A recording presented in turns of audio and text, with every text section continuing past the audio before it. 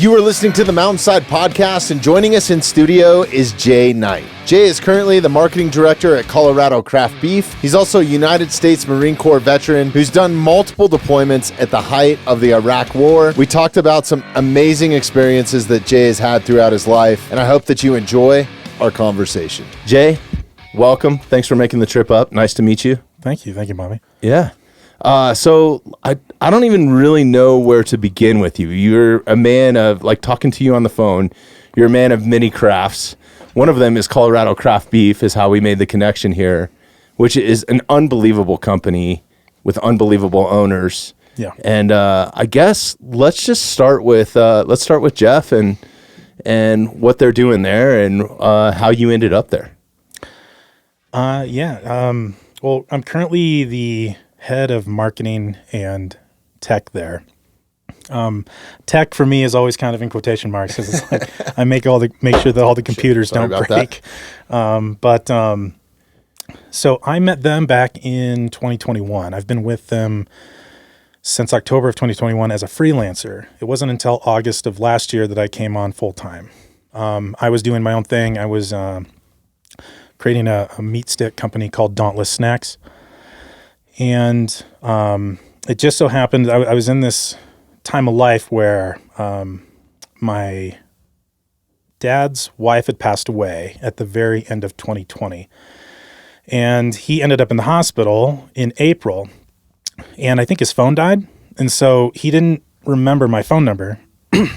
So for a week, he was in the hospital down in Florida. Finally, he got a charger for his phone, called me, and was like, "Hey, I'm in the hospital. I've been here for a week." I'm like, "What?" So I go down to pick him up, and he's 50 years older than me. So I'm 37 right now. He's 87. He adopted me when, he took me in when he was 51. He adopted me when he was 57. And so much older than me. He's silent generation. And I kind of went back to his house, and it was just him and his dog living in this big house down in Florida that he had moved to. And I said, "Dad, you got to move closer to me." So we made the arrangements. He moved up with me. And so the day I'm moving my dad in to his new home, I get a phone call from a influencer on Instagram that we had worked with in the past at a previous company I was at. And he's like, "Hey, man, I'm working with this new cattle ranch out in Colorado. Can you be a reference for me?" And like, I'm literally like kind of, I have my headphones in and I'm carrying my dad's stuff. I'm like, yeah, just, give him my phone number. Well, he's like, "Well, here's his phone number. Can you call him?" I'm like, "Yeah, sure." So I'm thinking it's just going to be a quick, like 5-minute conversation, but it's Jeff. And so Jeff's calls me. He's like, "Yeah, we were just really impressed with the work this guy did and all of the work that was happening at this ranch." And I had run marketing at that ranch during that entire time frame that they were talking about. And I was just like, "So you do know that was me, right?" And he's like, "Wait, who are you?" And I explained I was head of marketing out there, and I had left to start my own company. And he was like, could we sit down and talk? Like, he was really excited. And we eventually, him and I joke because we were both pretty apprehensive meeting each other downtown Denver. We stopped and got drinks. I forgot what we ate, and it's not really important, but it was like a pizza place, brewery, and we're kind of feeling each other out because I was like, I was kind of moving away from the ranching industry. I didn't necessarily have a great experience in the last time I was in it, but I still liked ag. I learned a lot in it, and in marketing, when you find yourself a good marketer, I always say, like, keep them, like, do everything you can, because if they understand your brand and they understand the work that goes into it, how you're telling your story, why you sell things the way you sell them, all these little pieces that connect, like, you want to keep that. And they've had a string of like different marketing agencies before they met me, and I think the thing that really sold them on me was like I came in and like I didn't sell them on anything. I was like, "I'm not going to promise you anything. These are the things you need to do. We're going to see an uptick from it, and we'll see if it's worth it." And that's how we started. That's incredible, man. I mean, I followed some of your work, not knowing you in the past and just recently meeting you. And it does stand apart from anything else that anybody else is doing. What are some of those I feel like your work shows the authenticity of a company or a brand, or more of almost like a community or tribe, is kind of what you portray. How much of that is important in being authentic and being on social media and being in some of these spots? And is that kind of a model that you follow, or am I just throwing stuff to the wind right now? So my philosophy as a marketer is, you can go as far back as you want in human history. And I think the most human thing is to storytell. If you're interacting with another human, like there's likely some form of storytelling happening. And when I was going through college, there was a lawyer that was meeting with me and my best friend. We were starting a company in college, and he asked me what my degree was going to be in. And I was like, "Oh, I'm getting an economics degree." He goes, "Oh, good." He goes, "Marketing is just economics in a mini skirt." And that has stuck with me because, economics is a study of how people use their resources and to make decisions based on. So does this mean to start an OnlyFans page then, or? Okay, if you got it, do it. Hey man, I've been holding off on mine. Yeah, those girls are making a lot of money right now. I can see why they're doing it. Funny enough, at the previous company that I was running, Dauntless Snacks, I wanted to start a OnlyFans for the brand and have videos of meat sticks in a hot tub. Nice, dude. And have their tops peeled down. Yeah. And blur that out, but never got to it. So, I'm sorry, I diverged you there. So, marketing, what was the quote? Marketing marketing is economics in a mini skirt. Okay. Yeah.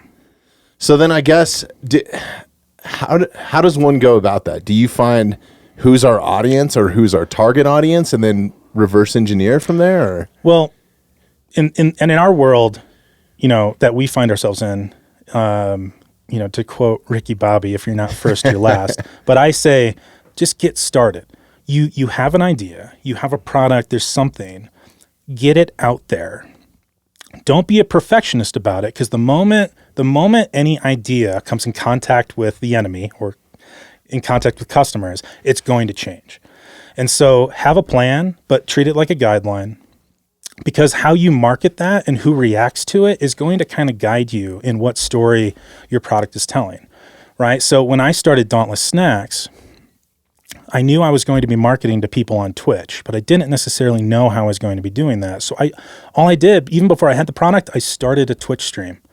And I started interacting with different streamers and by the time I had the product, I knew who I was talking to, all the different bells and whistles to streaming on Twitch, and different ways that maybe you might be able to promote a product. And so, I'm sorry, I'm naive to a lot of social media other than Instagram and some of the platforms that we're on that we've had vast amount of success on. Mm-hmm. It's really created the audience here. People, whether they're watching a short or somebody else being generous that has a huge platform and reshares a podcast episode or a clip or something along those lines. So is Twitch, from my understanding, is like a gaming platform, right? Where people stream themselves playing video games, which is huge. All my kids, I literally have to kick them off of YouTube. Dude, quit watching this bullshit. Yeah. Well, so in 2020, during the toilet paper wars, there was a. I like that. I'm gonna start using that. Yeah, it's the one thing I remember. Right when everything started happening, it's wait a minute, but. Twitch was going through a renaissance period from 2020 to 2021. There were all these people who were like, I don't know what to do with my life. And so they see Twitch there and they're like, well, maybe I can be a part of that. And I think a lot of it was gaming. There were just some incredible streamers out there that I had worked with. So, there was someone who was doing speed runs of old retro games and hosting competitions of that. You had he was a therapist. Who was using games and concepts within games to talk about mental health. There were artists that were getting on and painting in front of people and taking, commissions and stuff. So it's much more than gaming. So much more. Okay. And the last one I'll say is there was a dueling pianist who couldn't be in the bar. And so he would basically be playing piano the whole time, talking to people on his Twitch stream. And he'd be like, hey, so-and-so just came in. What do you want to hear? And like, he'd just change on a dime and he'd start playing. He'd start singing. Brilliant. It's absolutely brilliant. And people were stuck at home with like bored out of their minds. And the last thing you wanted to do is turn on the news, or I did. Like, I wanted to know what was going on in the world. But I quickly found out in that scenario, it's like, this is just like fear tactics, really. I mean, like, what's real and what's not, was a big question that I think got answered by a lot of people. Right. And I just did everything I could to ignore it, and I just kept working on my business. And by the time I came up for air, everybody had already figured out things for me, and I just went about living my life. Heck yeah. So I got to say, Jeff recently just sent me some of the new meat sticks. We don't have any here. So great. They disappeared very fast. I apologize, Jeremy. I was supposed to give you one. Yeah. I think my kids ate most of them. Good. Yeah. But incredible. I'm going to be a diehard customer. You guys are not a sponsor of ours. We don't have any affiliation. We've just had Jeff on and to learn about some agricultural stuff, which that guy's knowledge in agriculture is unbelievable. I can't wait to have him back on too, especially with everything that's going on in the U.S. meat market right now is unbelievable, man. Like, how much of our meat is shipped over from other countries and we're consumers of it, right? Like, I don't think people really realize how much of that they might be ingesting and what happens to it in the long run, and how it's raised and how it's shipped, and then how it's packaged and then presented to make it look, what it's supposed to look like, I guess. So to go back to Jeff and Kara, both incredibly brilliant. We're a great team, and the CCB, Colorado Craft Beef, would just not be anywhere without those two. Like, working together, they're an amazing team. It's really inspiring.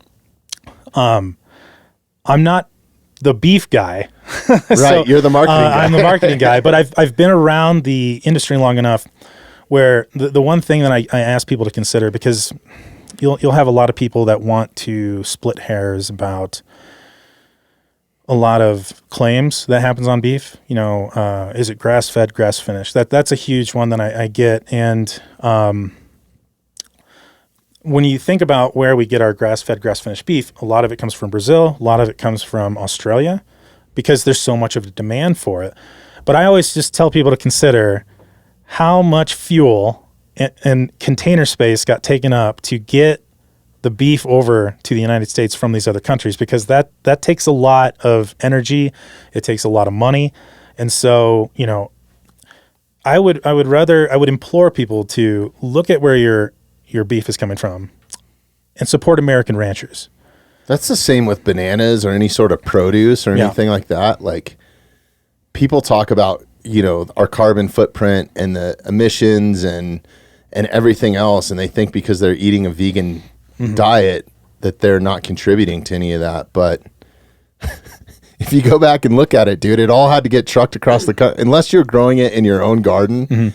And at some point you are creating some sort of carbon footprint, unless you're walking to Big R to get your fertilizer or your potting soil or your lumber or whatever to build your planter. I mean, it's just a trickle down, man. Like, humans consume shit. We're part of the ecosystem. We are part of the circle of life too, like, I think a lot of people lose touch with that. But yeah, that's a huge reason why I'm a bow hunter, honestly, is like, I want to know where my food came from, and I enjoy that effort, and it makes me appreciate it more than just having it show up at my doorstep or going to the grocery store and just plucking it off the shelf. So I haven't been bow hunting since I was in the Marine Corps. So I would love to chat with you afterwards about. Yeah, we can talk about it on here too if you want. I can talk about that ad nauseum. Okay. People are probably sick of me listening to me talk about it. And the funny thing is I get a ton of hate every time I talk about it. I get a ton of hate from the bow hunting community, like, you're not a bow hunter, blah, blah, blah. Yeah, but I'm not trying to be this professional bow hunter. I do it for my own personal everyone's got an opinion. Life, or pleasure. But yeah, it's kind of funny, but I'm not afraid to talk about it. I love talking about it. No. Yeah.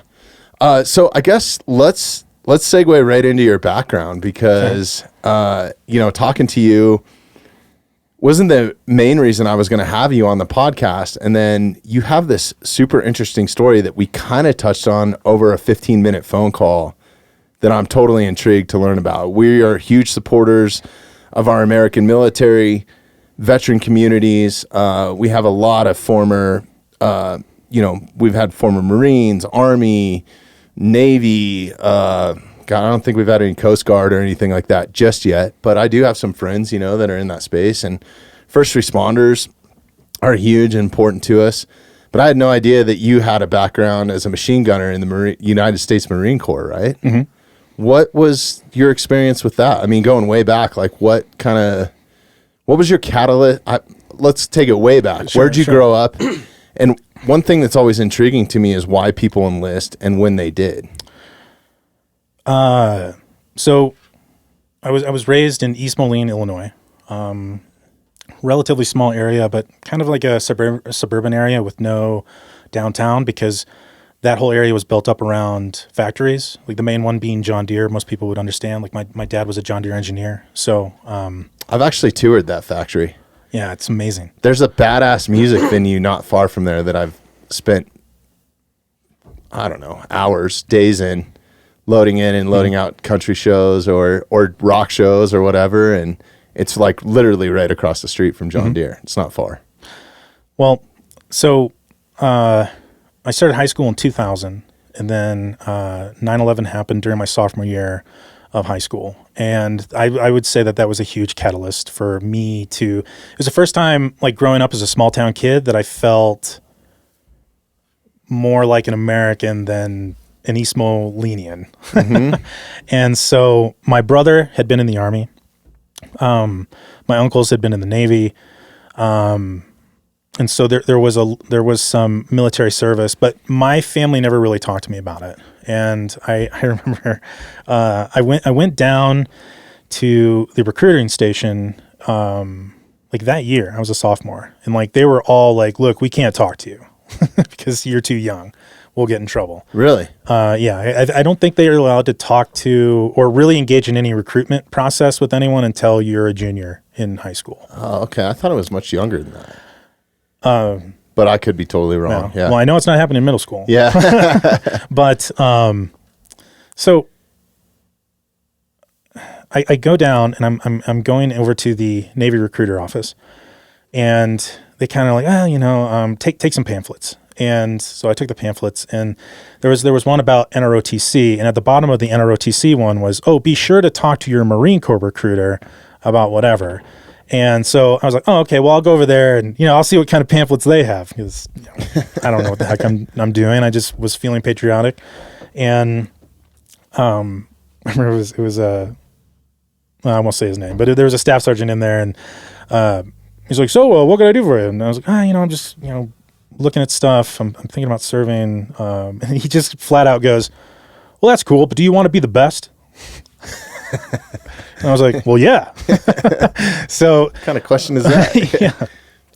But I ended up choosing infantry. Everything else just really kind of sounded boring. I was like, well, it's just, I wanted to be on the front lines. I thought that was the point of everything. And so, graduated 3 months later, I was at boot camp, School of Infantry, became a machine gunner there.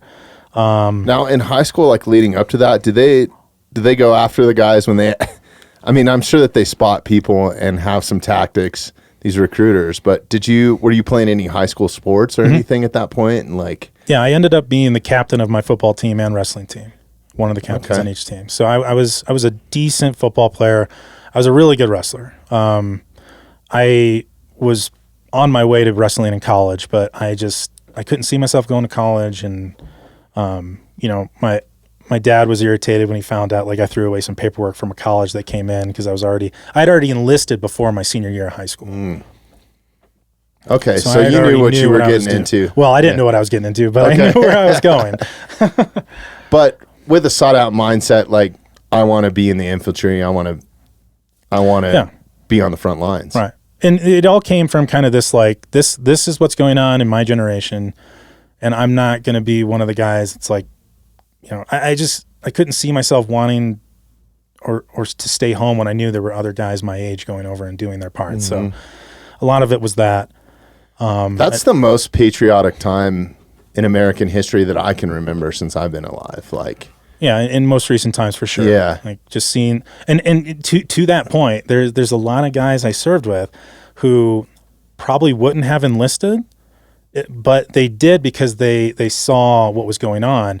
And it's all these like, it's a really great mix of people, like really, really smart, kind of dumb. Well, I think just even diversity, whether you lived in the inner city of New York or you were in the middle of Iowa someplace, you know what I mean? Like that's kind of what it brought. Like it brought us together as a country more than anything, I think. Yeah. I met my first Jewish guy. I met my first Alaskan, like all these people I would have never met. That's super that cool. I'm still friends with to this day. That's incredible. So after you enlist, you graduate high school, what was the process like going to boot camp? Did you end up on the East Coast or? No, ended up going to Pendleton. Okay. And what was that experience like? So I had a football coach from when I was in junior high. He was actually a Marine Corps drill instructor. So when he found out that I was going, because I played sports with his son, he just kind of let me know. You know, the advice he gave me is like, look, these are just guys with a job. They're there to mess with you. Like, just think of it as kind of funny. And I went in there with that thought. I was like, oh, this is kind of funny. And like the stuff they would do to you. And there was one time where they were trying to kind of like make a point. And for whatever reason, I was like hyper that night. And because we were up north, it's a little bit different now. But at the time, we were at what was called up north, which is where you would go up from MCRD up to Camp Pendleton to do your rifle range training.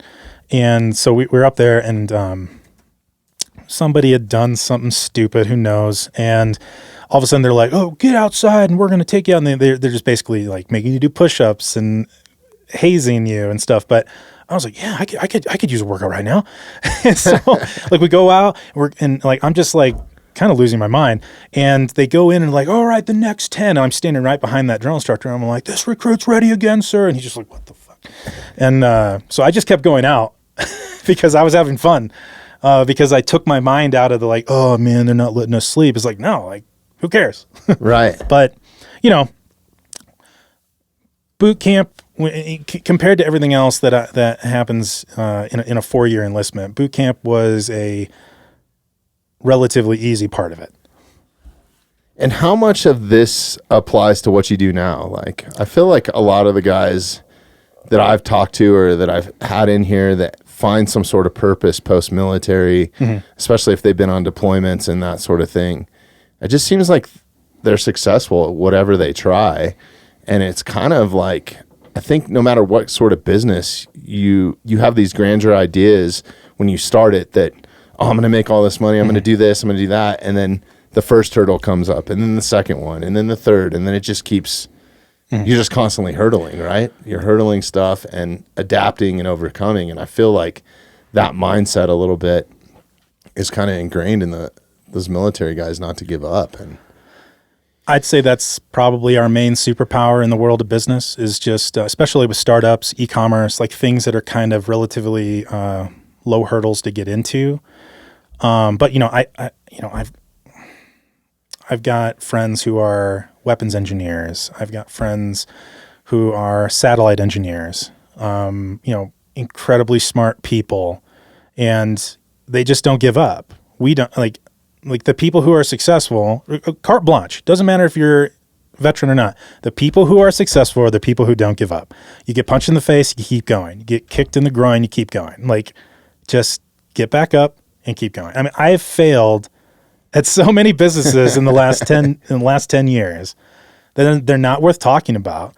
But like, it's been a very bumpy road for me. And the only thing that I've been able to do is keep going. You know, my dad's sick right now. Keep going. Be there for dad. Keep going. Like, the moment you stop, you know, you lose the momentum. You start to dwell on the things that you can't change anyway. So, you know, now I'm not saying you shouldn't stop and talk to somebody. I do go to therapy. Like, I think that's important.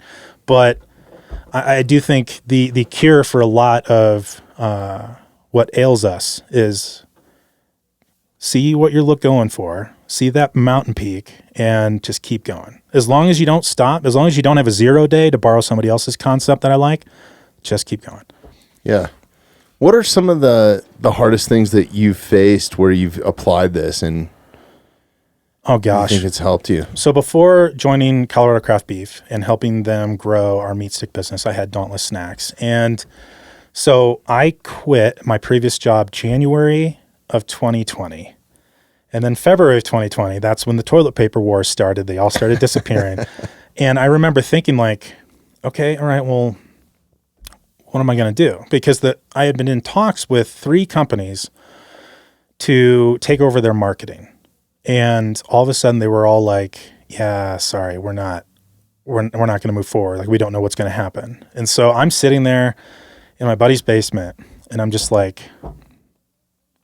okay, what am I going to do? And it just so happened, it was a perfect time for me to get into the beef stick industry because they had the same thing happening with all their clients who pumped the brakes on spending money for just a long enough time for people to be like, oh no. And I come in, I say, hey, I saved up all this money. I was going to start this marketing firm, but I think I'm going to start the snack company. And they all look at me, they're like, yes, please spend money with us. And so I was able to get in with a low amount of money, you know, and stuff that they wouldn't even have looked at me had everything been full steam had it been. And so I was able to get in, sneak in essentially right as the door was closing, start the business. But the problem that was happening is every 3 months, there'd be like, hey, we got bought out, so you're going to have to find another processor. And that's where the market was, is private equity was coming in and just scooping up all these Midwest beef stick companies. Well, it's crazy how much of America is owned by investment bankers, right? Gosh, so it's like they do stuff to not even make a business like look good. They do stuff to look good on paper so they can sell it to the next person, which I think is a real issue in the United States right now and can be. Because always, you know, what looks good on paper might not be good for the end consumer or the individuals that own the businesses at the time. So not to pitch another podcast. I listen to a lot of stuff on economics. There's a podcast out there called Pitchfork Economics, and they have a really good episode on how private equity screws everything up and why they basically say, like, have you ever had that brand that you really like and then they get purchased and then they suck? It's like, this is why. And or do they go public? Go I mean, it's the same sort of thing, right? You're just being bought by a bunch of shareholders. Essentially, you're handing over the keys to your brand to a bunch of people who aren't invested in it. They're invested in the money-making machine. They're not invested in the story or any of that. Yeah. I guess I take that back. I mean, there are some people out there that keep a lot of those people in play in those companies to keep that brand what it is, right? But I think it's something that's overlooked a little bit. I think that's our biggest way that we can vote nowadays. I think, you know, it's not at the ballot box, it's with your money, honestly. And, you know, just look at Bud Light, what they've gone through with their whole campaign and how they're making an upswing and a tick back into it now, you know, but they're going the exact opposite way. It's almost like they're playing this political game to get back into it, you know, like you go from supporting LGBTQTA, I don't even know all the letters that go along with that now because they add one every week. And then, you know, they're subscribing to kind of this woke culture and the woke marketing scheme to bring those people in. And now they're doing the exact opposite. They're you know, sponsoring events that Donald Trump goes to and that sort of thing. It's like the other thing to remember about Budweiser, Anheuser-Busch, is they're not that. They're InBev. Yeah. They're a foreign-owned multinational company. Like, they're going to go where the wind blows. And everybody thinks they're drinking American beer, but at the end of the day, I think it's Dutch. Right. Which, you know, again, vote with your dollar. Like, vote with, you know, and a lot of this has to come, and it's good to see this on the consumer side, is to make sure that you care how you're spending your money. And I think that goes to, just personal finance, the 101. Like, don't spend too much. Don't be silly with your money as far as like, don't overspend. But at the same time, what you do spend on, another thing I remind, like if I'm talking to a young marketer, is like life comes at you fast. You only have, I borrowed this concept from someone and I don't know who to give credit to, but there's 500 golden months in your life to make decisions that will be able to affect the world around you, that you will have all of your abilities, that you will have your strength, you will have your education, your mind, your wits. You have 500 golden months from the time that you turn 18 to about, I think that's 42 years. So right around 60. Not that people aren't living longer and all this other stuff, but it's just this concept to think about. Like, okay, this is the time. That's a great concept. Yeah, Jeremy, can you look that up so we can give credit where credit is due? Because I've actually looked to who to give this. What is it? What were you calling it? It's 50 golden months. The 500 golden months. 500 golden months. Yeah. Okay, that's much greater than 50. Well, that would be very depressing if it was 50.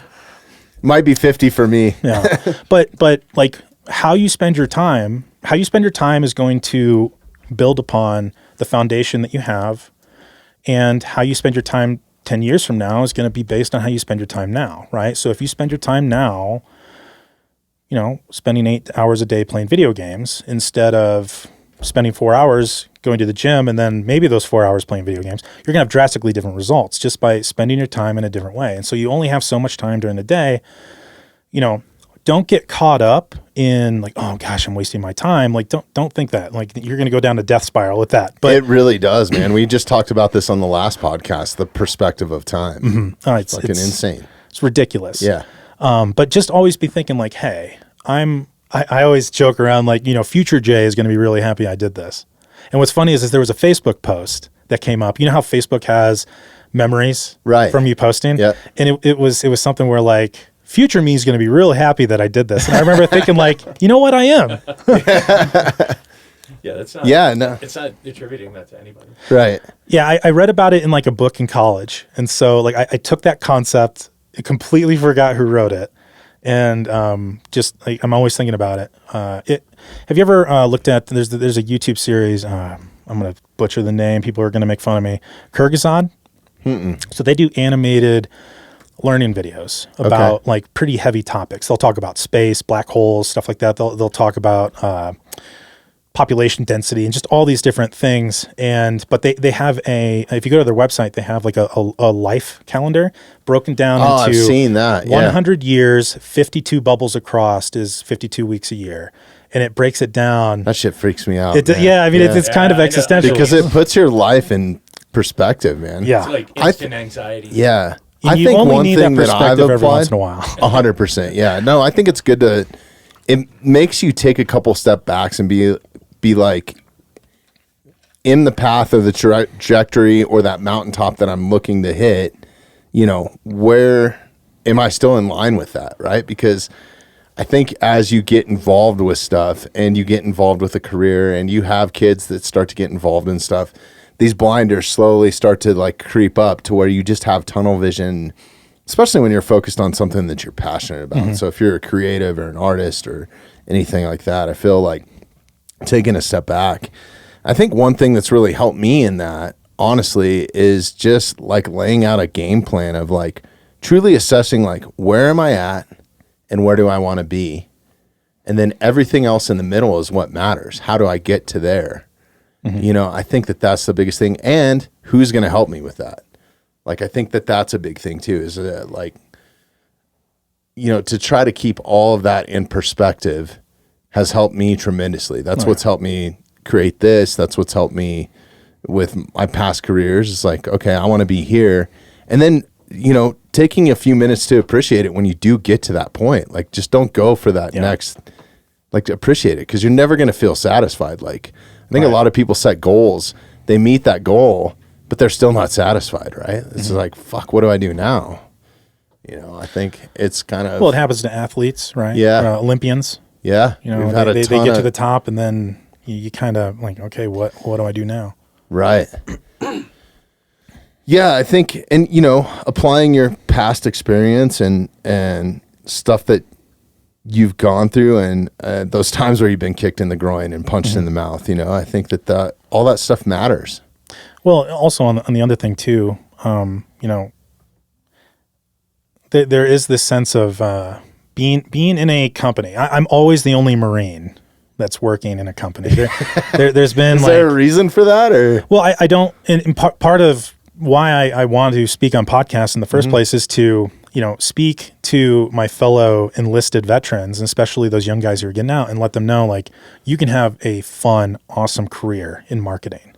Like if you are interested in data, like economics, computers, any of that, they all have intersections with marketing. And I now get to be the head of marketing for Colorado Craft Beef, this amazing company, amazing people. We sell an amazing product, and I get to have my hand in shaping where it's going and how it's doing. And we're doing amazing. And like every day I get to see that and be proud of myself. Not to mention the team that you guys are surrounded by now too. Like it's crazy how much of it's kind of a community of people that I know. Like Dr. Sean Baker has helped me. He's now a part of it. He's great. He's helped me with a tremendous weight loss journey and just like principles and that and perspective. And then, we're sponsored by Jocko Fuel, which is Jocko's been amazing to us. And we were sponsored by Origin until they just canned the affiliate program, which I'm a little bit bitter about, but we'll cross that bridge. I'm sure it'll come back around. But yeah, I think that there's, just surrounding yourself with those like-minded people and people that are kind of in that space and that are doing well in that space is huge too, right? There's so much truth to the saying that you are the average of the 5 people you spend the most time with. And I'll go a step further, and it's like, well, you're also the average of what you spend the most time doing. But surrounding yourself with people. I still, once a week, talk to my best friend from growing up. We've known each other since we were 2 years old. I'm the uncle to his kids. Like, he will always be in my 5, But if there's somebody who's bringing chaos into your life, if there's a business partner who's just not there for you, at some point you need to figure out how you're going to pull that cord, and you need to be around people who aren't yes people, but people who will challenge you. That's the last people who you make you want, better. honestly, Right. in my opinion. That's why I have guys like you in. It's like, I want to have a real conversation. All right. I don't care that, what your Instagram following is. It's funny how many people reach out to us and like, hey, get me on the podcast. I want to be on the podcast. Like, look at what I've done. And normally when they're the people that start with that right away, I'm kind of like, it's a big red flag for me, right? It's like, well, I think my new Instagram page has about 6 followers now. Yeah, I think I'm up to that, guys. Well, we'll drop it on here. We'll put a live link into it too. No, you should really start one from this, man. You might get some follows out of it. Well, I'm starting one with my dad. Okay. And it's all about our journey together at the end of like his life. He's 88. I know I've got a few good years, and I went and bought a rower, and I got him a recumbent bike, and so we're down in the basement working out together. It's on pause right now because he's in the hospital. He's recovering from some stuff, but I'm also about to go into surgery in a couple weeks for my wrist. I tore my TFCC. And just did a bunch of cartilage damage. How'd you do that? So when I was working on getting my beef stick company up and running, I was working part-time at Home Depot, and I was in the flooring department, and I rolled the carpet off my wrist, and I thought I sprained my wrist. Well, I had a partial tear, and then I went and started up at a new jiu-jitsu gym and turned that partial tear into old jiu-jitsu injury. Turned it into a full tear and another partial tear. So I finally got in to see the ortho, and they did the MRI. They're like, oh, yeah, you were dumb. Yeah.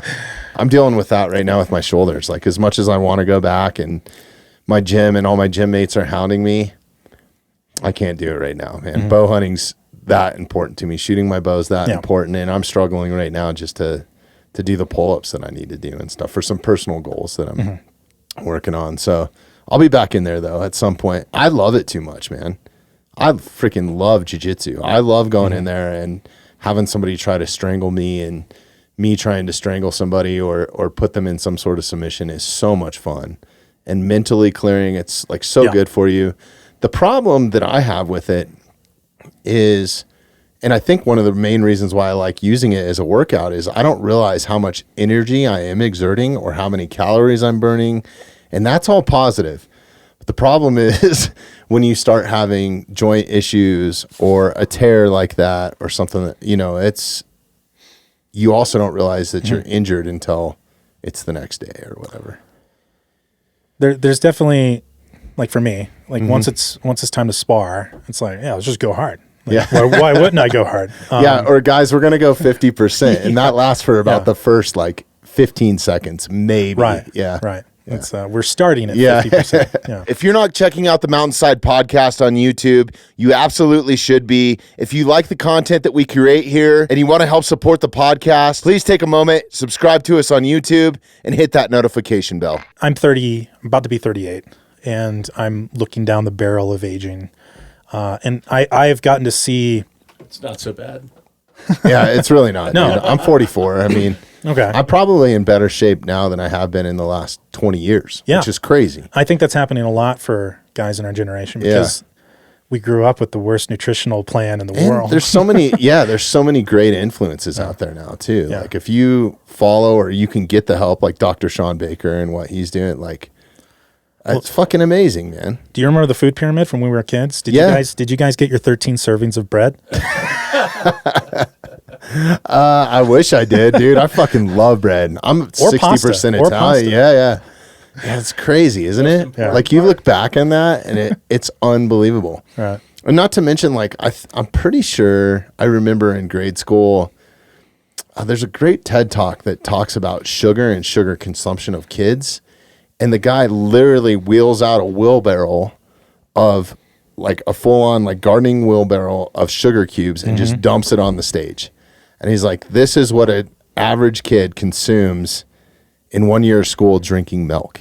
Yep. Just milk. Yep. Right? I don't think people realize, unless you're one of those people that starts looking at the labels of stuff, that sugar is in just about freaking everything, including milk, 12 grams of it, right? The daily, I think, and that's in 1 cup. So who has 1 cup, probably not that many people, right? Who has 1 Pringle? Right. So even if you're eating a sugar-free cereal or something like that, you're still just pouring sugar into your kid's cereal. Right. But I can remember them serving shit that was worse than soda that I don't even know if they make anymore. When we would go through the lunch line, you could get the high C juice boxes, right? Oh, the barrel. Oh man, was it a barrel? Yeah, it was like a juice. Oh yeah, I forgot. You're East Coast. You peel that. you peel the foil top off of it. Yeah, we do a lot of weird stuff out man. there. And Kool-Aid, Kool-Aid was around back then. Oh gosh, yeah. Gatorade at all of our football things. All sport. Remember All Sport? That was. I don't know if there was so much sugar in that. I remember it being like electricity going into my body. Well, there was colas out there. Do you remember Jolt Cola? Jolt and Surge? Yeah. Yeah, crazy, man. Oh, those? Hugs. Oh my goodness. Yeah, we have those. Hugs of diabetes is what that is right there. You used to be able to get the sugar water things that look like that down at our grocery store. Oh, they for only 10 sell cents. them on Amazon now, huh? $14.50 for 4 of them? That's crazy. It's a novelty item now, I guess, huh? Oh my gosh, that's terrible. That is crazy. Yeah, and I mean, it's really fucking hard to... It's blue flavor. I mean, you literally have to be a general of your own diet, man, because if you're not... Yeah. You don't know. If you're just blatantly just grabbing stuff or if you're on the go, good luck going to the gas station. And even when you think you're buying, let's go back to the beef stick industry. Mm-hmm. You think you're buying something that's healthy for you because it's meat. Right. Look at the back of the package of a thing of beef jerky, man. It's loaded with sugar, chemicals. I mean, there's all kinds of shit. Food coloring that they add to these things. The meat sticks are some of the worst culprits, right, of the shit that you're putting in your body. And I think that that's why being primarily on a paleo diet or mostly carnivore diet, I guess. I don't like to really use carnivore anymore because I was for 100 days to get some blood work done. Mm-hmm. Lost the most amount of weight that too much weight almost, right? Close to 70 pounds. Yeah. which is insane. And some of that was muscle mass, because I didn't have the time to be in the gym, 4 hours a day lifting heavy ass weights. But there are safe ways to do it, and there are safe ways to be on that diet. But I found for me, what works the best for me is having a little bit of carbs, like having some fruit. And I mean like clean carbs, or just white rice. No butter, no oil on it, just a tiny bit, like with your sushi or whatever that is, right?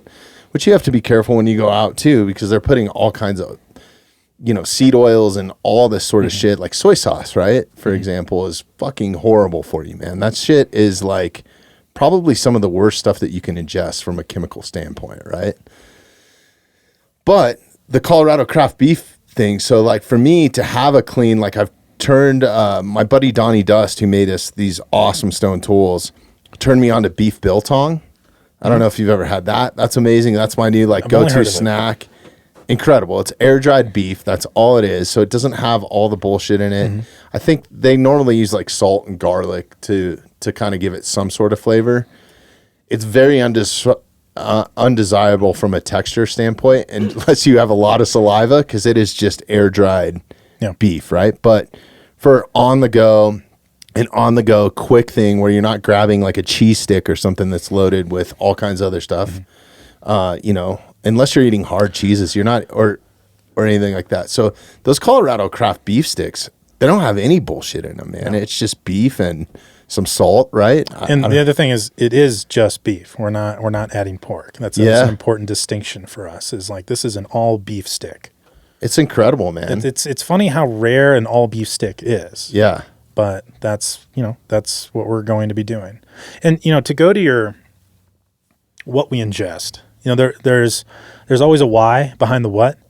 And there's growing up, you establish habits. Our parents feed us a certain way because of the marketing is a certain way. And so you have all these things that are here for a reason. A big problem I have, because, I'm a big guy. I'm kind of on my redemption arc to lose my weight again. Like I've done this maybe 5 times.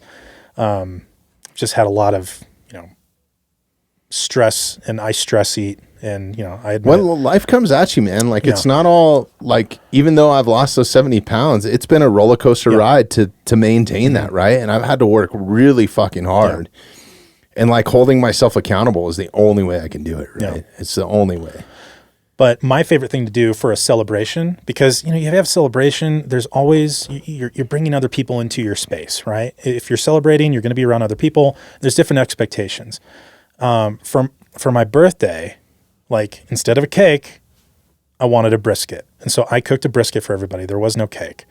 And one of my favorite things to do if I'm going to have some fellows over that I haven't seen in a while, Marines, buddies of mine that I worked with, anything like that, I'm gonna go to Colorado Craft Beef. I'm gonna order a complete strip loin, and I'm gonna, in front of everybody while we're chit-chatting, cut that into very thick New York strips. Hell yeah! And we're just gonna grill out, and like making the food a part of the how you engage with people. Like again, going back to being cavemen and getting around the fire. That was a celebration, right? From a successful hunting trip or whatever. Make the clean, healthy food celebratory. Don't keep bringing the cookies and the cakes, because that's traditionally how we celebrate. Get rid of that. That's so weird. Like, that is a birthday tradition, right? Like blow out the candles on your cake, have something super sweet. Well, keep the candles. Yeah. You can put them in the brisket. There you go.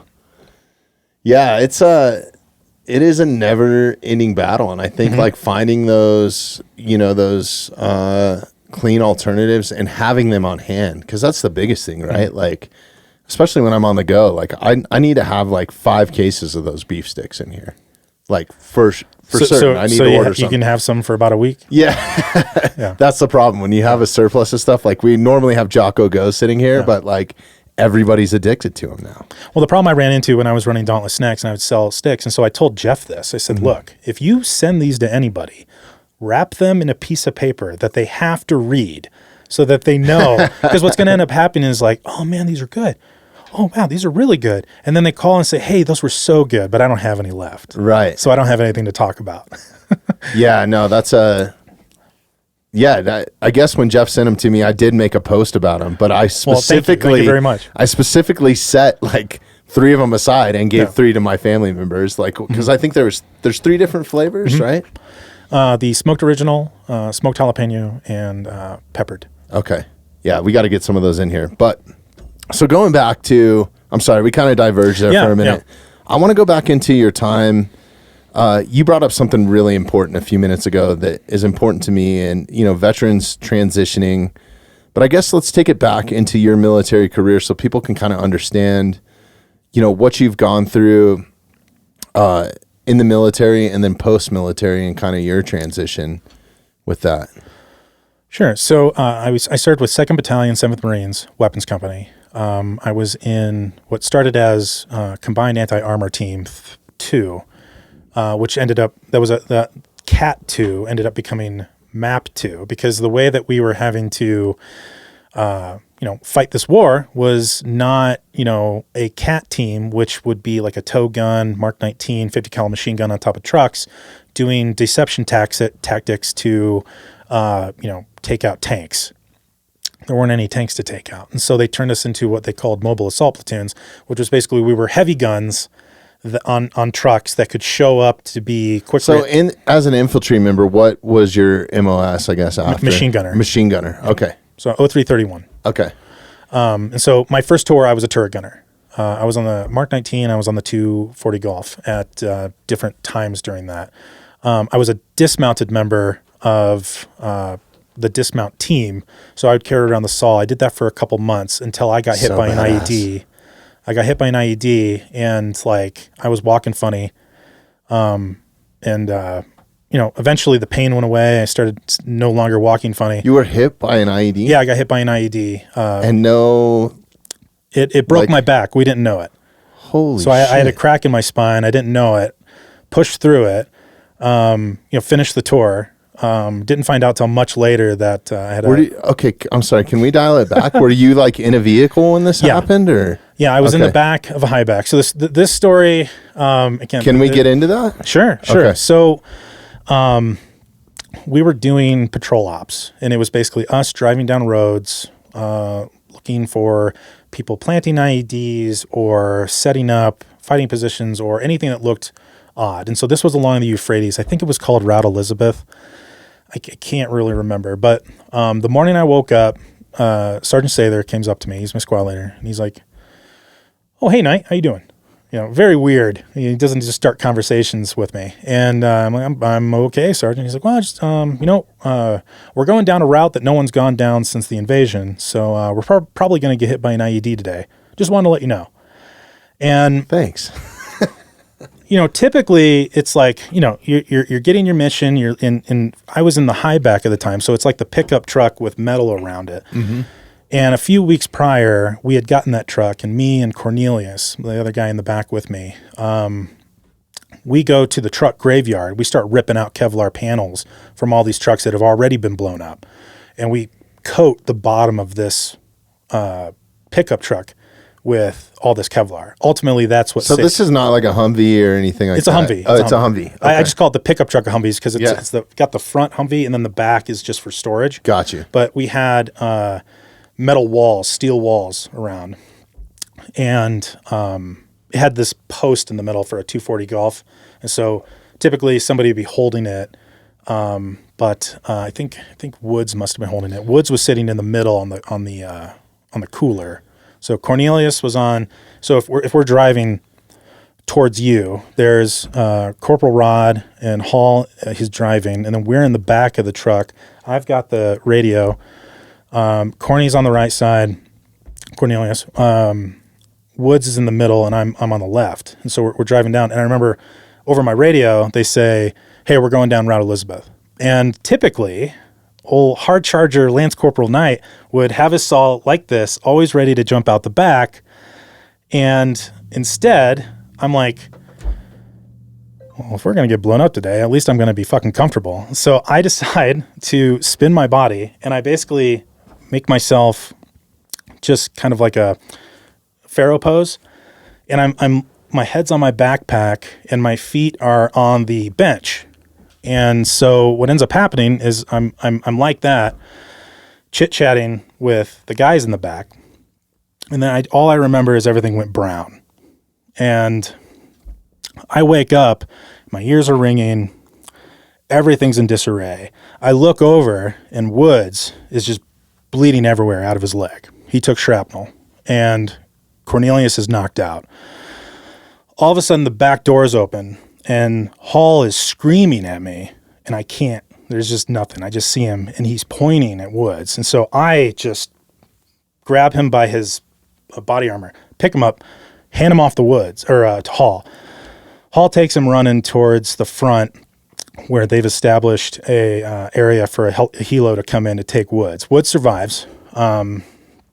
He was walking with a cane the last time I saw him. He took a direct hit to his femur from shrapnel and just broke it.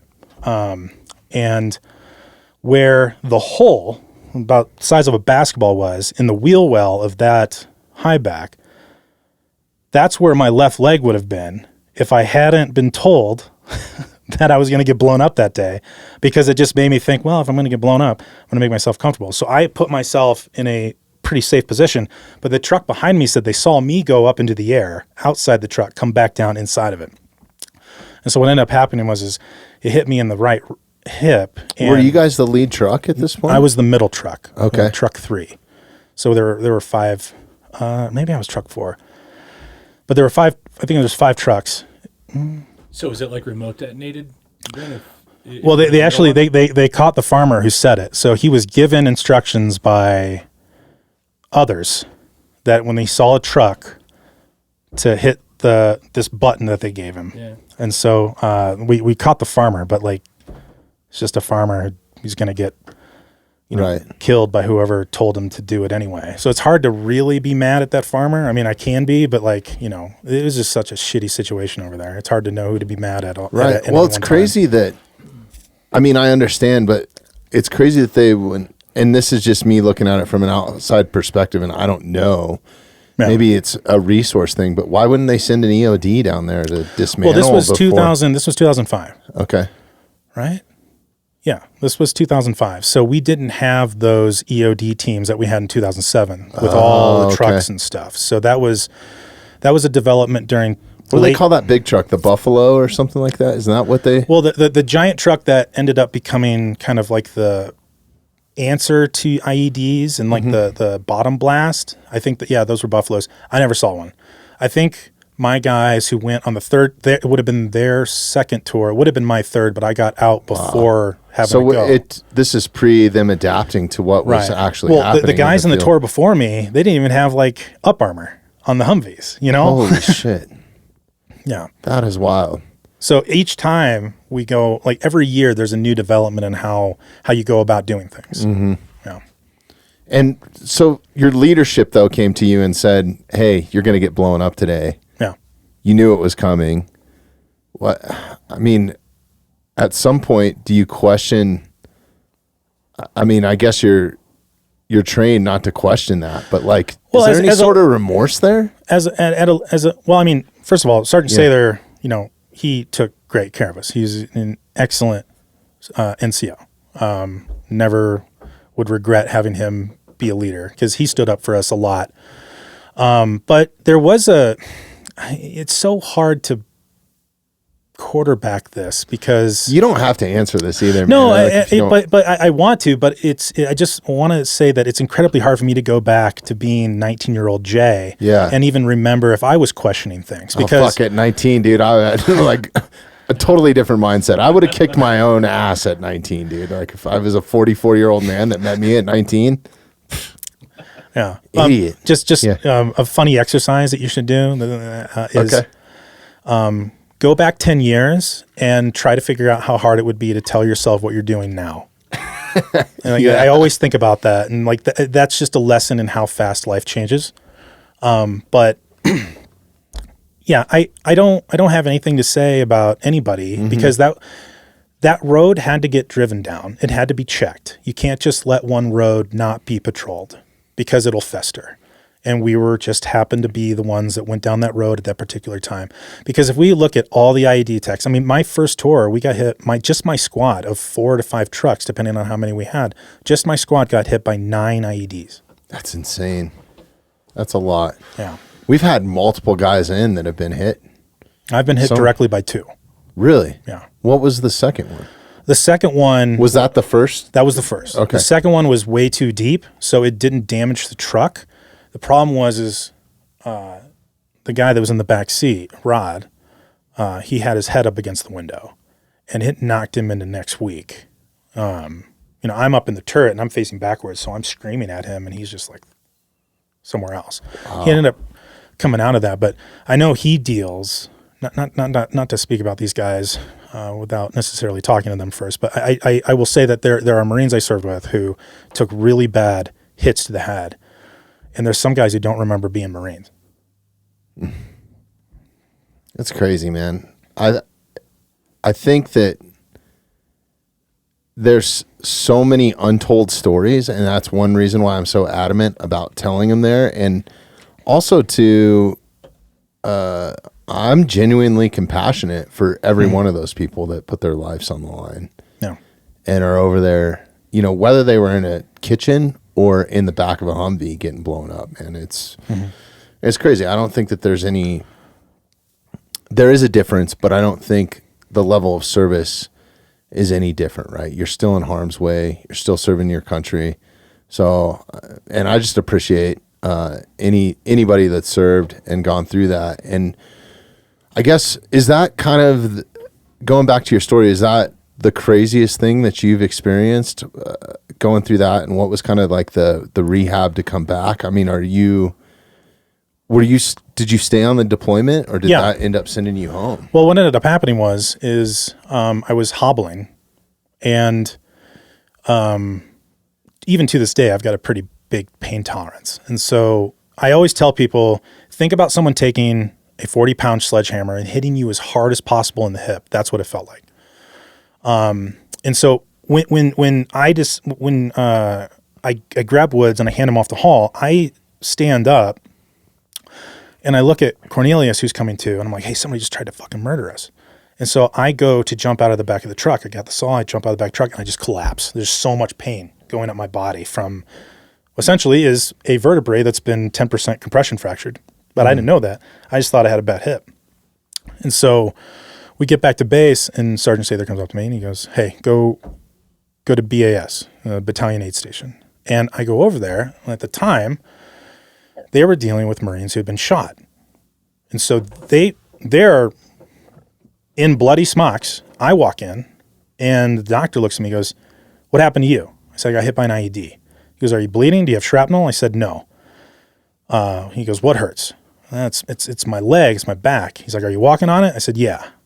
He goes, you're fine. Yeah. Get out of here.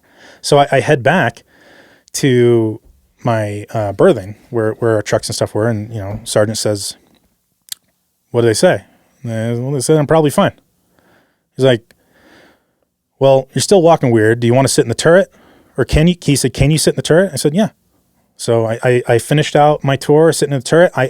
I started to, once I kind of had the flexibility in my back, I started running around base. I started being active. Like I essentially was 100% in my mind. Little did I know, 38-year-old Jay is going to be like, oh man, I wish you would have spoke It's that up. 10-year thing, right? Yeah. So when you come back from this deployment, what was there any, like, how did you find out that all this had happened? How long did it take for you to? So I ended up going home, and I hadn't seen my chiropractor at the end of my enlistment. I hadn't seen my chiropractor because I had a little bit of a curvature in my spine from when I was born. And so throughout my football time, I would go to a chiropractor to help me with my back. And like by the time I got done with college, like I had an incredibly strong back. Everything felt good. Chiropractor really helped me through that. But I ended up going back afterwards because, I've been through a lot. And he takes my x-ray. He calls me that night. He says, will you please come back? And you have to imagine, I've been through so much. Like, even during the first tour, there's just, like, that was September. like I still had all the way until December where, you know, there's still all this time for, you know, the other IEDs that hit us, like other Marines we lost. There's all these things that just kind of like, they keep coming. It doesn't stop. Like you don't get time to stop and think. And anyway, he's like, what the fuck happened to you? And I'm thinking, and I was like, oh, I got hit by that IED that one time really fucking hard. And he showed me an x-ray of my back. He's like, you have a 10% compression fracture in your spine. And I'm like, oh, fuck. By that time, you know, the second tour happened. There was a lot more that happened. So was this in between? Is this post-military career? Post-military. Or is this in between? Oh, okay. So I didn't know I was fucked up. Your entire enlistment. Yeah. Yeah. I never questioned it. Like I might have had back pain, but everyone had back pain. You know, it's a part of the culture. Mm-hmm. And when you have pain, what do? You push through. Especially machine gunner, right? Like how much weight are you guys carrying around? That saw God. is There's gonna be some machine gunners listening to this, like, oh, he doesn't know how much. A lot. Let's just say a lot. I know a lot of bullets and a big ass gun. The tripod for the 50 cal Mark 19, the tripod's 44 pounds. I think the Mark 19 is 128. You don't really hump the Mark 19. That's not a part of like a forced march type of thing. But there you go. Mark 19, 77 pounds. All right. Yeah. I got that wrong. You can edit that, right? This guy doesn't even know. Right. It's been a long time. I can tell you how to build a website. You guys want to talk about building a website? Okay. But even that saw, like, look up what the saw weighs, because that thing, I've been lucky enough to shoot one at a gun range in Vegas, and What am I looking it at? cost me hundreds of dollars for about. It's the M249 saw. So yeah, I got my numbers right. Yeah. How badass are those guns, man? They're fucking incredible. You know, I was a machine gunner, and so the 249 is actually for the line companies. Okay. And so it's not one that's for the heavy machine gunners. Ah, gotcha. So to me, it's the small little redheaded stepchild yeah, I guess that I don't really care about. Yeah. That's just like your everyday carry, huh? I had to talk a little bit of shit about the Okay, so it's 17 pounds. That's still pretty freaking heavy. I mean, well, then you add body armor, then you have all the ammunition for it, like, and you're likely carrying 2,000 rounds. yeah. So 22 pounds, including 200 round belt. Yeah. And then you've got a buddy of yours that's carrying like 4,000 how much range more. time did you get in as a machine gun? A ton? A lot. Yeah. Yeah. Especially because I was based out of 29 Palms. And what was your favorite part of all of that, your experience in the Marine Corps? Oh my gosh, of the entire thing? Or one or two. It could be multiple. So I have this story of what shaped me as a man that doesn't come up when you talk about like the deployments and stuff. This was in the middle of the deployments. And it really took me from being a small town kid who didn't know how life worked to seeing what's possible when you speak up. And so I was always known as nerdy and smart, and my master sergeant sent me and two other nerdy smart Marines to the RCO training. I don't know what we'd call it, but we were learning how to get everyone on target with the new ACOG rifle combat optics. And so we get sent, and we're the lowest ranks there. Everyone else is corporal or sergeant. And everyone's tasked with coming back to your squad and, you know, making sure that all the RCOs on these rifles are set up correctly. Well, I did that for my squad, but not to throw the other guys under the bus, they didn't. And so we go out, and we were either the second squad or platoon or the third platoon on the line. I can't remember how it went, but we go out there with our RCOs, everybody's on target, and it was really just this kind of preliminary kind of like range day. Like we weren't qualifying or anything like that, but it was to make sure that your rifle's shooting straight, that you have your sight zeroed and BZO'd. Well, I get off the line, and our captain has all the lieutenants, first sergeant, master sergeant, all the staff NCOs, all in line at attention and he's screaming at him that we don't have our rifles on target. And I heard what he said. I mean, I can't remember everything, but I remember in the moment thinking, I can fix this. I know what to do. I already fixed my platoon.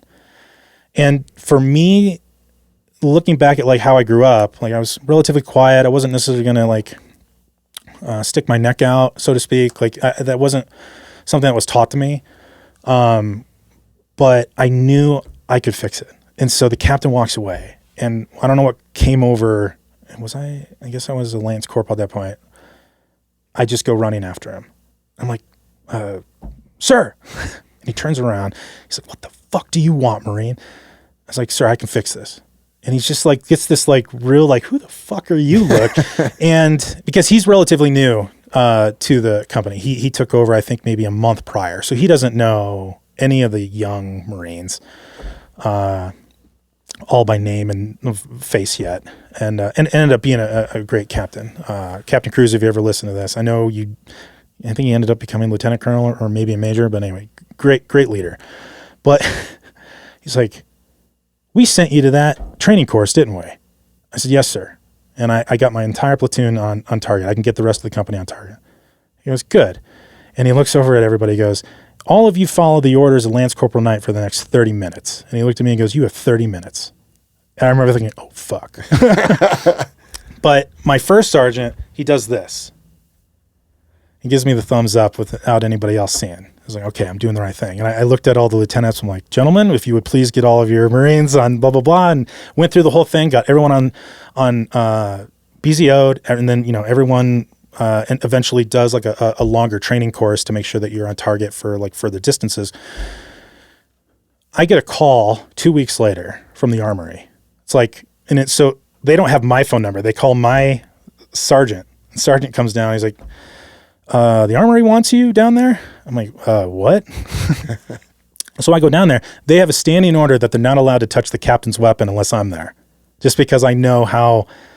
Apparently, it was silly that was the rule, but it was just like this, like, oh, okay, the captain trusts me, and I was able to go into that second tour as a corporal, as someone that the leadership knew and trusted because of that moment, and it taught me that, like, this isn't a moment in combat. This isn't me reacting to a bomb. This isn't me in the moment of, like, quote unquote glory.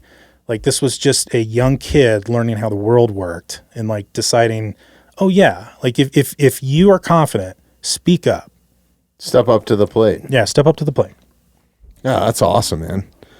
So post all these deployments, post getting blown up by an ID, which is crazy. I'm glad you're here, brother. Thanks. That's fucking awesome, man.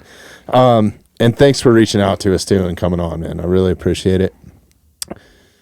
So I guess your transition out of the Marines into what you do now in this space, like what was kind of that transition? That was rough. And what would you suggest to guys getting in or out, or maybe still looking for some sort of purpose? So I started a podcast a long time ago, plug.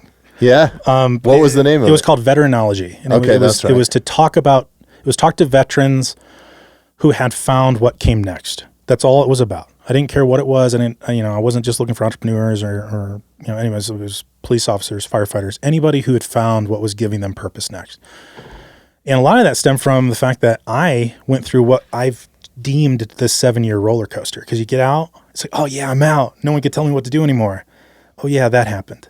That happened. That happened. That happened. And so you start kind of digesting all this negative stuff. And I went through a ton of survivor's guilt. It just wrecked me inside. I was drinking all the time. Girlfriends didn't want to put up with me. End up on the kitchen floor trying to figure out how to end it. And had a dog pull me out of it. But I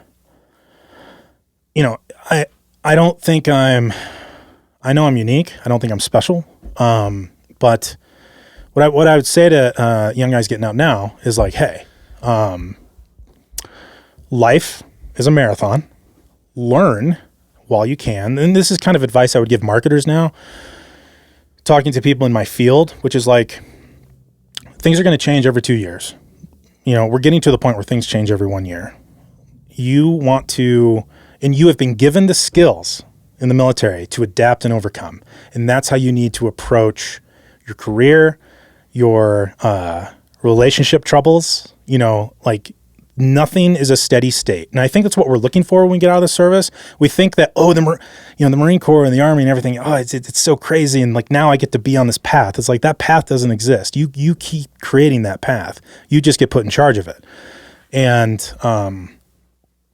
again, you're going to get kicked in the face. You're going to get kicked in the groin. Just get up. And if you have a goal, stick to it.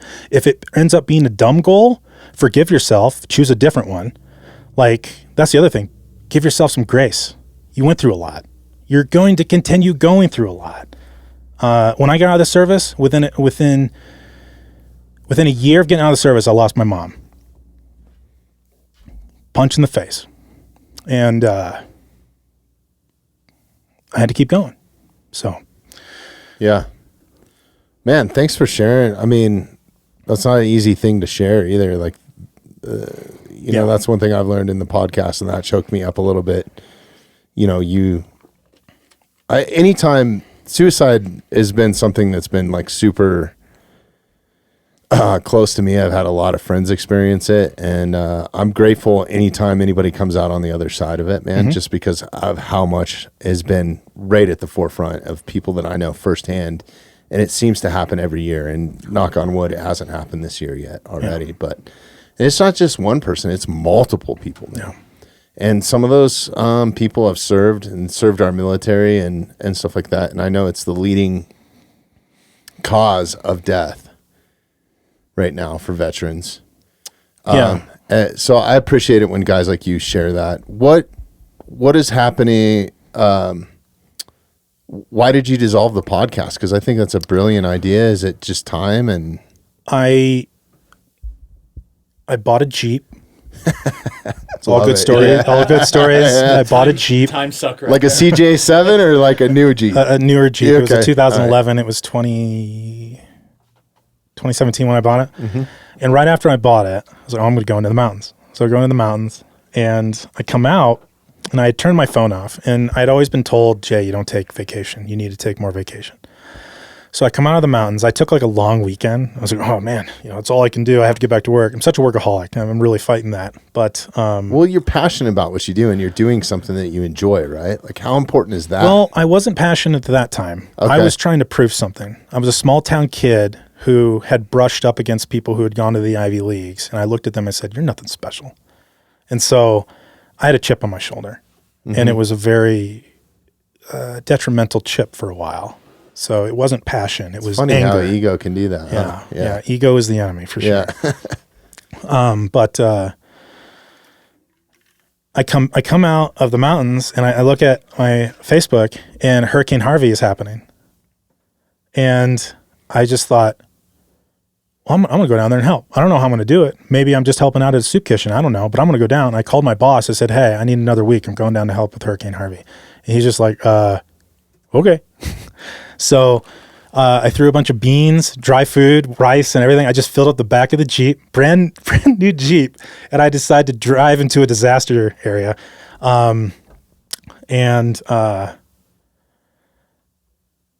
Sorry, what was the question? Why am I talking about that? Oh, we were talking about the podcast. And talking about podcast. So I end up meeting the ranchers down there, and we help out during Hurricane Harvey. And that was where I worked from 2018 to 2020. And so when I moved out there, I was passionate about what I was doing, and I was putting in 14-hour days, and veterinology just slowly died. It was no longer important to me. What was more important was that I was building this new business, and I had the reins for a little bit, and I was doing it, and I was successful. Podcasting takes a lot, man. Yeah, it's a lot. Yeah. Were you in one of those like citizen convoys that like went down there? Wasn't this like the beginning of that? Like the social media created convoys of like civilians just like charging down to Texas and like Louisiana area. That pretty much happened. I wasn't a part of anything. I just went solo. Not a very good plan. I don't recommend anyone ever do that. Because I'm driving in pitch black through the floodwater on this road. I remember thinking like, this is a really stupid, bad idea, but I'm already in it. I have to keep going. And I get to this gas station where the lights are still on. And the guy who's running the gas station, there's no food left. There's no water left. And he's stuck there because he can't get home. And, you know, I look at him and I'm just like, hey man, like, how you doing? And he just like doesn't even look at me. He goes, my brother-in-law already died. And I think like his cousin already died from the flood. Shit. And so like he's just sitting there, 10,000 yard stare. I tried to clean my windshield, and like all the flood water had been in those water cleaning things. All I did was make my windshield worse. So I'm literally taking my clean clothes that I brought to try and clean my windshield off of all the bugs and shit down there.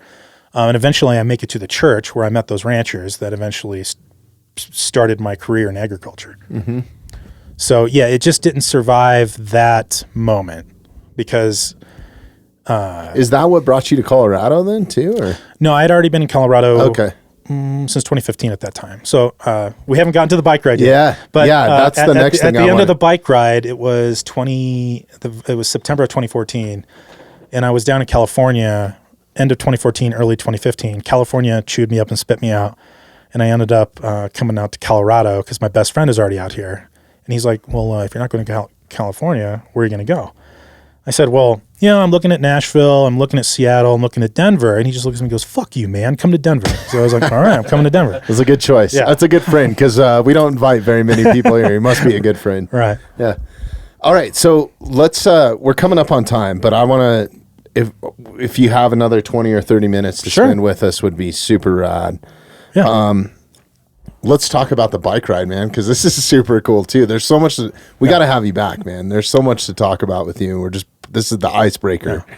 Well, how about we go 15 more minutes? Okay, let's do it. And then I do have something. Okay. I need to get down there for. I didn't plan correctly today. Sorry. No, it's all good. We can wrap it up. Do we need to wrap it up now? Or? No. I'll explain the bike ride. We'll set it up, and then like we'll spend the whole time talking about the bike ride because every day was an event. Fuck yeah. We're talking about 4.5 months on a bike. And so what precipitated this was on my second tour, Lance Corporal Johnny Strong got shot. God, I hope you're around for the next one. It's not like you get some inspiring idea to go to Canada and hunt gray wolves or something. The only place I'm going is after whatever this huge, amazing thing that Colorado Craft Beef is doing. However, wherever this goes, when I'm done with it, I'm going to Costa Rica, and no one's going to hear from me ever again. I love it, dude. Yeah, I've got a beach all planned out and everything. Hell yeah. So, okay. My second tour on a patrol that I was leading, a foot patrol I was leading, Lance Corporal Johnny Strong from Waco, Texas, got shot and killed by a sniper. And he was my driver in my truck. And there was a lot of survivor's guilt around that situation. He was 3 days younger than me. And I remember sitting there and talking to him maybe about 2 weeks before this happened, around our birthday time, because he was killed on June 12th. And I was born on May 21st. He was born on May 24th. And so we're chit-chatting around our birthday. And I remember asking him, like, so you going to re-enlist? And, we came in at the same time.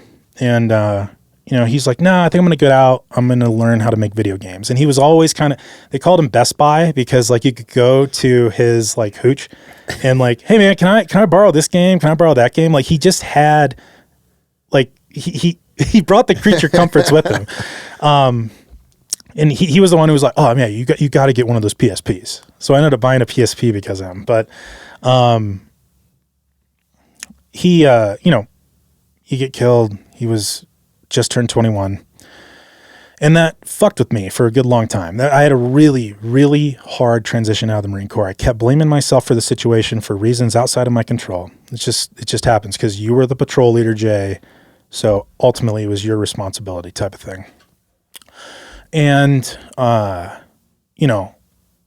talked about that moment on the kitchen floor, figuring out how I was going to kill myself. Well, I pull myself out of that. My dog helps me get through it. Still have the dog. He's 15 years old. He's waiting for me at home. That's awesome. What's the dog's name? Grunt. Grunt. Hell yeah. What kind of dog? Beagle. Okay. Yeah. Shout out. Grunt. Grunt, if you're listening out there, you're a good dog. You got to bring him in next time. Sure. So after that moment, there was this kind of introspection where it's like, Jay, what's wrong with you? Why have you reached this point where you're thinking about ending it? Because if I had told any of my friends at the time, and I've told them after the fact, and they were all mad at me, well, why didn't you talk to me? It's like, it just happened the way it happened. But I'm on the computer, and I think back to that conversation I had with Johnny. He wanted to learn how to make video games. So it was like this industry was something that he felt he wanted to be a part of. So I was like, I'm going to make him a part of it. If you look at, if you go to pennyarcade.com,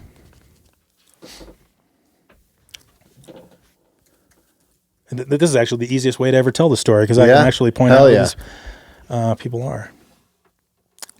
We won't rush through the next one, man. We'll set some hours aside. Maybe it's penny-arcade. Or if you just search Penny Arcade. Yeah. So these guys started as a comic strip when I was in high school. And I would follow this. And they eventually, if you go up to Child's Play, the top there, top left, they have this charity where they send toys and games to children's hospitals all across the country and world now to be used in therapy play. Because when you're a kid, your job is to play. That's how you learn. That's how you socialize. That's how you become who you're going to become, is through play. And so there's a chance, probably right now, there's a kid out there right now with a bone disease that can't hang out with anyone, can't be in the same room with another human. How do they interact with their friends? They get to have a headset. They get to play Xbox. They get to talk to their friends through a video game. That's cool. So I see this, and then I go to, there used to be a link for the map, but I looked at the map of all the children's hospitals I sent it to, and I just started kind of just thinking, okay. And then there was an announcement that they were going to have, so go ahead and hit the back button, and then hit PAX. It was right next to Child's Play. And so this is their conference that they have, the Penny Arcade Expo. And Penny Arcade West used to be called Penny Arcade Prime. The one in Boston was the second one they ever did. And they created it in Boston. It was like 2010 that this happened. And so I'm having this idea. I'm like, okay, well, I can ride from Boston to Seattle. We'll visit all these children's hospitals, and we'll raise money for Child's Play charity in honor of Johnny. And so that was the idea. Like ride on a motorcycle, or what are we talking? Bicycle. Bicycle. Yeah. And so do you have do you have that link that I sent in the email? Go to my email, Jeremy. I didn't pull it up for you. I should have. We'll just show some pictures real quick. Yeah, and then go to Bobby at TMS. Yeah, should be. It might take a minute to load. Scroll up. It's probably go way up. Yeah, Jay Knight. There we go. So if you click the top link,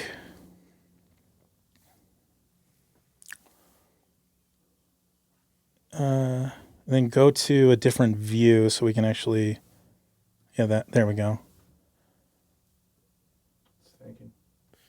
Yeah, our internet's not the best up here. This is why we don't do virtual podcasts. But so if you want to see the whole bike, click that Utah picture. So that's us going from Colorado into Utah. And that was the setup. Nice.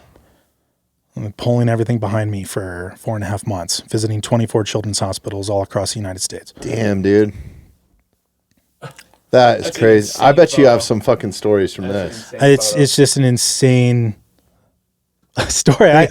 People are, I find it hard to bring it up because like one of my friends that I met here in Colorado, my buddy Dave, who knows me well, he's like, yeah, well, when Jay got done with the bike ride, Mark's like, well, what bike ride? I was like, oh yeah, I biked cross country for a children's charity, went to 24 children's hospitals, and he's just like, what the fuck? Why haven't you told me this? It's like, well, it's a long story. Like the moment I start, it's a few hours at least. So right. But a tremendous journey. I was joined by Denny Salisbury, who was actually a Marine who got blown up on my second tour, got sent home. He ended up... Was he in your unit? He was in my unit, yeah. Wow. So he joins me on this, except for a portion. So on this portion from Denver to Salt Lake City was actually my best friend who took over as my co-pilot. And then we get to Boise. Denny comes back because he was already a part of an organization called Ride to Recovery, and he was doing stuff with veterans. He went over to Normandy. I know Ride to Recovery very well. So he goes over to Normandy with them while I'm with Brian, but he comes back, his bike doesn't go through customs. So I have to keep the schedule. So there was a point from from Salt Lake City to Boise, I was completely on my own for a couple weeks. And like, that was a tremendous time. And so, yeah, I'll leave it here and just like, that was the setup. That was what I was trying to do. And we'll go over the bike ride next time. Fuck yeah. Let's go, dude. Dude, I've really enjoyed having you in here. I know we're coming up on time. Real quick before we jump off, if somebody that's listening to this is a veteran or wants to reach out or contact you, what's the best way? Because you're not on a whole lot of social platforms. Yeah, by design. Okay. That's okay. Kind of working on that. I was more connected when I was doing my own company, but if you, let's see, what email to give. Don't give an email. We'll do this. Reach out to the Mountainside. We'll kind of screen it for you. And if you're a veteran who wants to talk about getting into anything, or you just want to talk, I'm willing to listen. Go to themountainside.com. Under the info tab, just make the submission as a podcast guest, and I end up seeing all of those. So actually, I tell you what, this company has been absorbed into CCB, but I still have the Instagram. So if you go and you Google Dauntless Snacks Instagram, you can also find me there. That's awesome. Not being used anymore, just to be clear. Okay. And then, you know what, maybe after this, if you want to, and we'll talk about this off mic, maybe you make a personal Instagram and we can put that link in the show notes. If you're listening to this right now, that would be in the show notes. Okay. So maybe that'll be helpful too. Sure. So I'm going to get up to 7 followers. Yeah. Hell yeah. We'll follow. You got 3 in here already. So, all right. So Colorado Craft Beef, let's go ahead and drop them. It's coloradocraftbeef.com. coloradocraftbeef.com. We are most active on Instagram, also Facebook. Reach out to us. If you've got ag questions, we've got some of the smartest people in the space that can answer them. But the meat is just incredible. It's crazy, man. They ship it right to your door. I am a consumer. One of the coolest things about it is not only are you buying from a Colorado ranch, the packaging is unbelievable. You can wash it down your drain. It's made from corn, minus the cardboard box, but like the insulation is a super cool concept that I've only seen at Colorado Craft Beef or when I've ordered from them. And just amazing people doing good things. True patriot Americans doing good things and supporting good people. So yeah, I always enjoy anything I get from them, and a quality product too. Definitely check out the new meat sticks. Are they available now? Yeah, so if you go to the coloradocraftbeef.com website, you go up to the shop link. The shop link right now actually shows you our entire catalog. So you'll scroll down a little bit. You'll go past our steak lovers boxes, our griller boxes, all of the frozen meat that we ship. But like we have a 9-pack sampler, so you'll get 3 of each new flavor. Not enough. And then we also have 9 packs. Jeremy orders flavor. Like 4 cases of each flavor, dude. Well yeah. You can still reach out to to us on the website and say like, hey, I want to make a custom order. I want all these sticks. I'm going to be putting a 27 pack because we do things in 9s just based on size and weight and stuff. So, you'll be able to pick like, oh, well, I want 9 original, 9 jalapeno, and then 9 more jalapeno or things like that. So that's going to be coming down the line. We started with just the sampler. We wanted to see what people said. Make sure that everybody was happy with it. We just got like amazing response. Like they've just been flying off the shelves. They're delicious. They're perfect for everything. You can take them into space. Like that's the greatest thing about these sticks. And so the newest thing is like we've got 9 packs available of each flavor. So awesome. All right. Well, thanks for coming on. Thanks for your time. So appreciate you, brother. I appreciate your service, and Thanks everybody for listening. Thanks for listening to the Mountainside Podcast. If you haven't had a chance to do this already, please take a moment, follow, like, subscribe, or rate on whatever platform you catch the Mountainside Podcast at. If you'd like some more information on upcoming episodes, safety tips, access to all of our affiliates, and all the badass discounts that we get here at the Mountainside Podcast, check out themountainsidepodcast.com.